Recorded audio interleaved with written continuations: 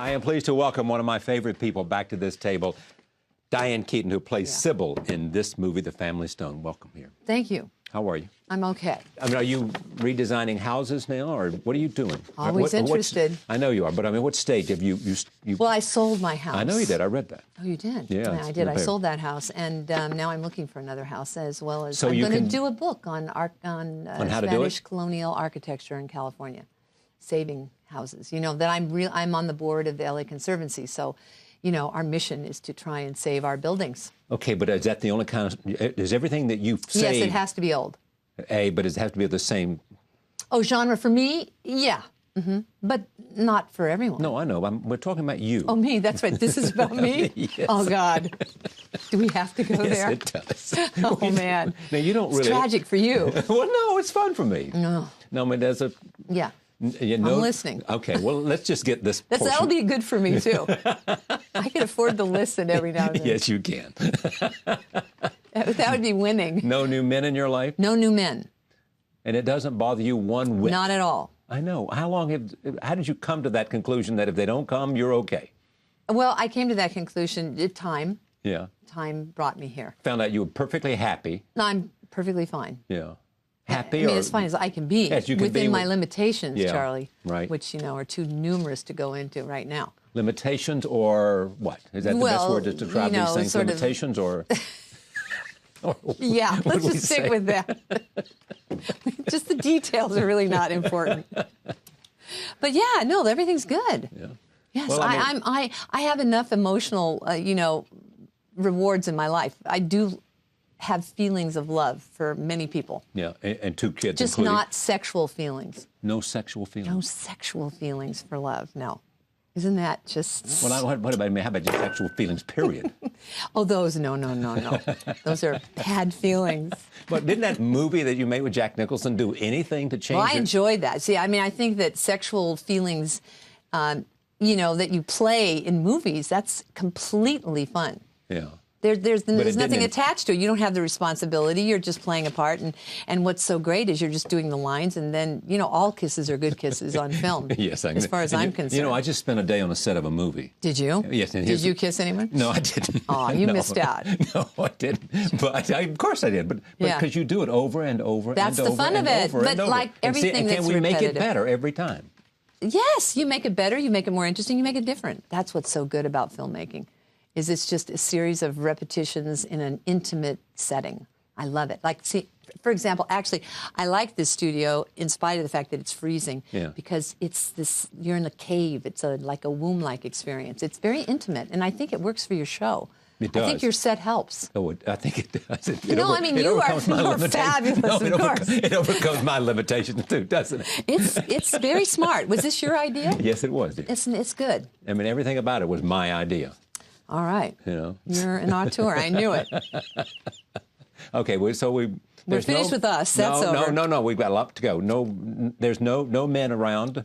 No. No sex around. No, of course not. There are a lot of buildings around. Lots of buildings. As soon as you fix them up, you sell it and move to another one, and you get Architectural Digest to put you on the cover and to chronicle the whole damn thing. I'm on there. I'm in the case. Yeah.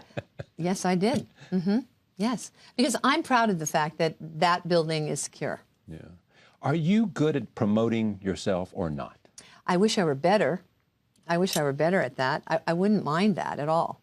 I mean, at a certain point in my life, I was just so mortified by that idea. But now I realize, hello, why wouldn't you promote yourself? Can I just go back to this for 1 second? Then just once. Once. I promise you, only one. Here, sitting across from me, is this sort of beautiful, talented woman who has multiple interests, and was once affiliated. The significant other of Woody Allen on one hand, and then Warren Beatty, two very interesting men. I don't know where this is going, but it's just... Yes, I know. I mean, significant, I doubt. I was the other. I remain the other. I doubt that. Yeah, that was fascinating. That was an adventure. It was. Yeah. But think of a lot of, I mean, I think, didn't Simone de Beauvoir in The Second Sex say, that women are a lot of women are set free when they're 50, when they approach 50 from the, I guess really like the anxiety and the mortification and humiliation of intimate relationships with men, the opposite sex.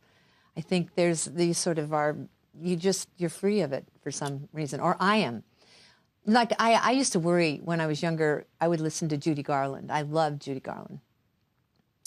And, her music, I started to think, well, if you keep singing songs like that, these songs of being victimized by love, it's going to have a profound effect on your life over and over and over.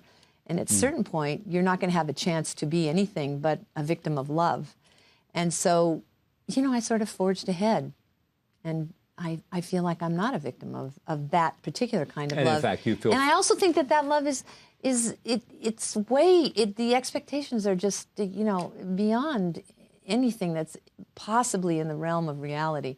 And so what I really think is a sweet idea is the idea of companionship. That's exactly what I was going to say. I mean, don't you miss having... that with a human that's a man? Yeah, I was going to add that qualification to yeah. it, but... do I miss it? Companionship is what I'm talking about. Just but the I notion have that. of I have friends. I know you do. You probably don't believe I do, but I do. No, I do. Are you kidding? I believe you have as many as you can possibly. Oh, no. I think you are the most compelling person who would, they would line up to be your friend. Would they not? No, well, not maybe line up, but I do have friends. I know you do, because you strike me as the kind of person that would be a giving friend. You'd care about friendship. Well, I show up. I wouldn't go that far. Giving. Yeah, but, do you like being alone even? I enjoy being alone very much. Yeah. And I'm not alone very often now. Because you've got... those two. Mm-hmm. Which came at 50. Mm-hmm. You recommend that? I mean, at that age, because all this other stuff was gone... I would recommend to grow up earlier for most people. In other words, come to where you came at 50 when you're 35. Mm-hmm. I think that's a good idea. Yeah. Definitely. You don't have any great regrets, though, do you? I have a lot of regrets. Do you? Mm-hmm. Like? I just wish that I had tried harder and taken advantage of some of the opportunities that came my way. I think I was too afraid, too frightened by it all. Now I wish I'd worked harder and stuck myself out a little bit more and experienced people more instead of protecting myself. I spent a lot of time protecting myself. Boy, I think this is the wisest thing you've ever said to me. I really do. Why? Because I think a lot of people would say that. Mm-hmm. Oh yeah, I think so. I remember my father was diagnosed with an inoperable brain tumor, and I was doing Godfather 3, and I flew home, and that's what he said. He said, I just wish I had done more. I wish I had worked less at something I didn't really enjoy. Yeah. I mean, even Arthur Ashe said to me, Arthur Ashe. Even Arthur Ashe said to me, in other words, a man who had done a lot, and you would say, here's a guy who pushed himself to do lots of things. I mean, he not only was a great tennis player, not only was a great human being, he also wrote interesting books, and he was part of the public discourse. All of that. Said to me one day, I don't know how good a tennis player I could have been, because I was distracted. I wish I'd just given more, taken more. Given more to that. Yeah, even. Specifically. Yeah. I don't really feel that way about acting. But what I do you mean feel by about what, it in other areas Well, then of what life. do you mean then in terms of not? I don't mean acting opportunities. I mean, to me. I don't mean jobs, but I mean. Yeah, I mean more like just being less protective in general. I've met a lot of extraordinary people. I wish I had just been able to extend myself more. I mean, it's great to be around people who have something so amazing to say about everything. I sat there and thinking... your job is fantastic. Your job, talking to all these... And you talk to people, and you really have a conversation. And it brings them out. And the variety of people that come on your show, it's just... it's very special. It's very unusual. I know, I'm very lucky. Well, and you're very extraordinary to be able to make it work. And to be interested, to be curious. I love that. Well, and it's finding out what areas of people that can really... I was stunned by, in a positive way. There was no reason to not expect it, but I hadn't been there, so I didn't know. Yeah. And I take risks all the time doing this. just the breadth and the depth of what he knew about writing and writers and the quotes. I mean, it's like the idea of being surprised is part of the joy of this. Having some, just even Yes, you know, yes. by somebody's knowledge, somebody's experience, somebody's honesty, somebody's insight, all of that makes it. Elegant. Yeah. Really nice. But you would just take more risk. You would have done more. Of course, yes, definitely. Thrown myself out more. Just really been, you know, I think I was just too afraid, too protective, like I said. Protective of myself, you know, worrying all the time. But you're talking about relationships? You're not talking about making movies. You wouldn't have done anything. I'm just that I was here in New York. I lived in New York for a long time. I lived here for, almost 20 years. And I feel I didn't take advantage of the city. And I always feel that way when I fly in from California because it's such an astonishing place to be in. I mean, it's magnificently beautiful and exciting. And whoa, it's just every time and then I think I lived here. And I should have stretched myself more. That's why I felt. You could get on you could move here tomorrow. I could. You get all the money you need. You can buy a house and change that. Why don't you do that? Yeah, I could do that. Why don't you do that? It's hard for me to leave the West. I mean, I'm very attached to the West. Well, and I have things that I'm deeply interested in. I love Los Angeles as well. But I just mean when I was younger. I don't really mean now. Now I feel like I'm taking advantage of time. It really matters. And I feel like there's so much I want to do, so much I want to be part of. And is this a little bit of I got smart too late? Yeah, maybe. Yeah, I don't know if it's smart, but I got interested in just how extraordinary this is. Do you think you would have still been an actress? Oh, yeah, definitely. Always. Sure. I love it. Of course. I mean, I'm stuck with that. But did you like directing? I really like directing, but I need to work on it more. I need to have, I needed to work on my craft more. Will you? Yes, I will. I really will. Is that where you see it all going? You'll still take roles that are sort of made for you like Sybil, but you'll... Yeah. I will always take roles, of course, because that's my primary, means of expression. But yeah, I'll do that, but not now because I don't have time right now. I can't. To direct? No, I have 2 children. I can't do that. You can't direct when you have 2 children? No, not at this age. No, I don't think so. I don't think it's a good idea. To work hard when you have children, or to? No, to spend the kind of time it takes to direct a movie. Which is 24/7. Yeah. It's 24/7 and it's a year. It's a year, it's 24/7. Unless you're doing a video movie and you're just fast on your feet and you're just amazing, which is what some people are. Are you surprised that Warren is so madly in love with the idea of his kids and that they've had such a huge impact on him? Well, Warren is a man of many surprises, and yes, I am surprised. But not now. Now that I've seen him since he's had his children, I understand. Probably it's the greatest thing that ever happened to Warren. It is. There's no doubt. No doubt. Yeah, well, Warren is just this kind of extraordinary maverick. I mean, I'll never really understand Warren at all. I mean, Warren is somebody who, he has such an incredible mind, and it's all over. It's just try and catch it. Where is he? It's just like to try and get him to kind of go. It's very hard, and it's always and I never really know exactly where he is, even though he seems to be standing for this one particular idea. You never can really grab him. It's too facile. It's almost like his mind is so facile that it's hard to know what the real core is until these children. Yeah. I do believe they've grounded him. Oh, I do too. Let me talk about your movie. We saw Who is Sybil? Who is Sybil? Yeah.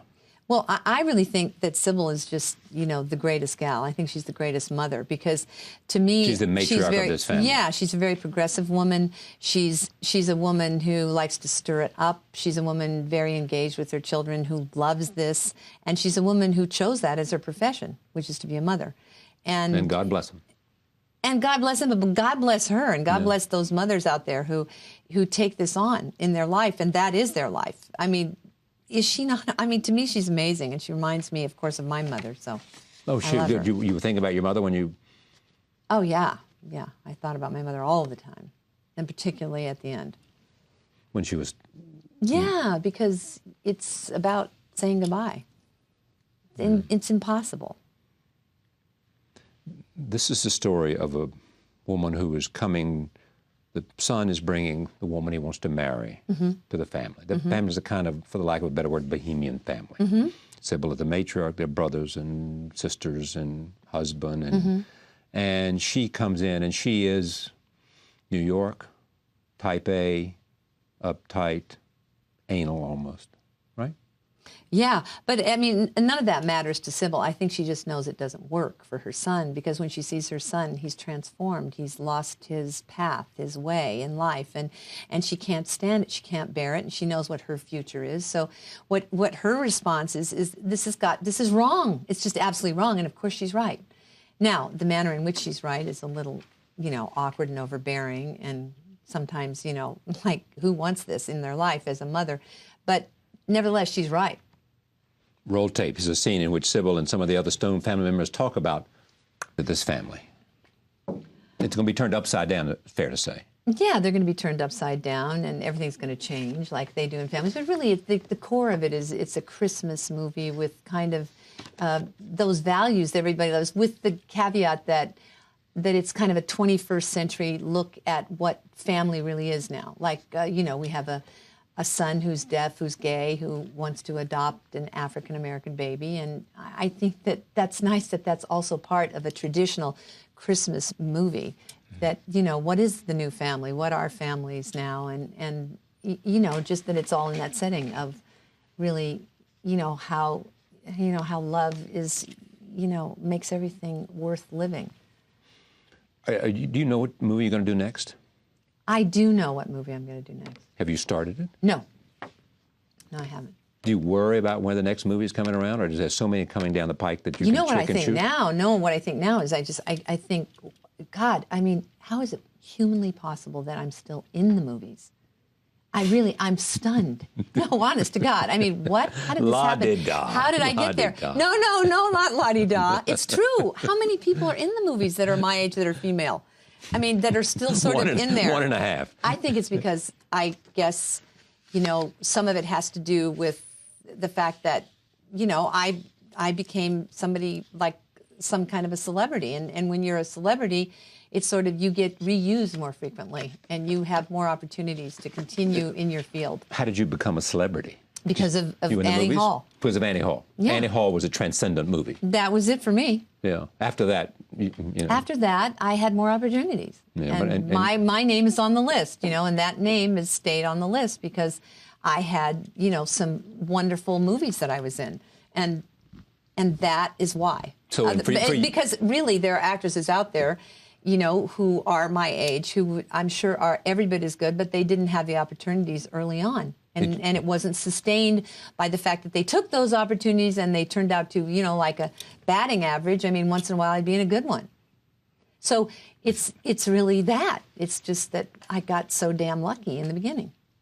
Yeah, but you also were interesting, I was too. just, well, what I'm You were interesting, period. Well, yeah, I mean, like I said, Yeah. I have a personality. Yeah, exactly. Now, do you think we've gone too far in all this? This celebrity-driven? Look at magazines. Amazing. It's all devoted to pictures of celebrities. Pictures of celebrities. Not even stories, just pictures. It's whoa, watch out world. I mean, they're everywhere. And they're being chased and they're having accidents in their cars. I mean, it's crazy. Yeah, no, it's pretty astonishing. I mean, to me, it really became quite apparent that the world has changed completely when every issue of Vogue is, on the cover is a celebrity, is a celebrity actress. And that was just like, well, what happened to the superstar models? Now they're out. Now they're not even in. And now with InStyle magazine, I remember when InStyle magazine came out, I was just like, whoa, now this is like the old Movie Life magazines from the 50s. Like Photo Play and all that. Yeah, exactly. And remember how those were banished in the 70s and 80s, and it just sort of reemerged with InStyle. InStyle is the thickest magazine on the stand. It must be so unbelievably successful, and it's all celebrity. Pictures of celebrities. Yeah. You can't find the article. It sells. Oh, yeah, pictures. No, of course it's only pictures, yeah. No, it's driven by pictures, which of course are, I mean, look, could anything be more seducing? Yeah. And, you know, it's sort of like, it's great that photography is hanging in, because with TV now, and that's another thing. I mean, my God, I've got satellite TV. Oh, whoa. I mean, the world, there's no reason to ever leave. None whatsoever. To leave your home. None, yeah. You just stay. I mean, it's astonishing. And the intimacy that you feel in connection with all these images that come at you. Yeah. Much success with this movie, The Family Stone. Thank you very much. Well, don't leave yet. It's warmer here, too, isn't it? It's much better. I feel very warm. I adore you. It's wonderful to see you. And thank you very much. I had a great time. Diane Keaton, The Family Stone. Thank you for joining us. See you next time.